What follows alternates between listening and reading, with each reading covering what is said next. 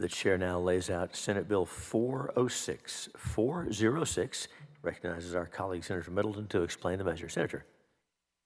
Thank you, Mr. Chairman. Members, Senate Bill 406 ensures that Texas birth certificates remain accurate, consistent, and reflective of biological reality.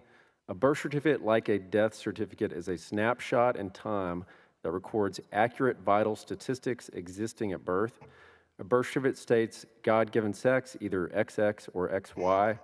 President Trump has a nationwide executive order recognizing just two sexes, biological males and biological females, which expressly excludes gender identity. Governor Abbott has also signed an agency directive to follow the executive order and disregard court orders to change sex on birth certificates and driver's licenses. DPS and Department of State Health Services no longer recognize as unlawful court orders to amend sex on birth certificates that were not based in any state cause of action. And this bill reiterates in our state code that what Texas is already doing under the federal executive order and Governor Abbott's directive will stand. It also closes a loophole courts created with no authority to try and change vital statistics from the time of birth. This legislation is a necessary extension of the work we have already done in Texas to protect fairness in girls and women's sports and uphold the integrity of sex-based distinctions, work that began with Senate Bill 15 and House Bill 25 and Girls and Women's Privacy and Safety Acts. With the passage of HB 25 in the 87th session, we took a stand for female athletes in K-12 sports by ensuring that students compete on teams that align with their biological sex as recorded on their birth certificate. In the 88th, we built upon that foundation with Senate Bill 15, expanding these protections to college athletics so that women at all levels of competition in Texas are not forced to compete against biological males.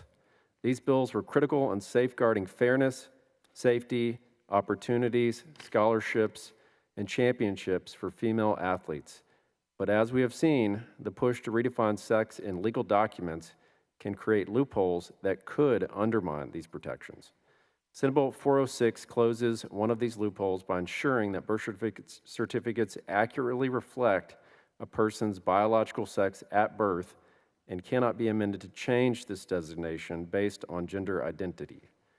Birth certificates are legal documents that serve as a foundation for sex-based protections in sports, medical care, and privacy laws.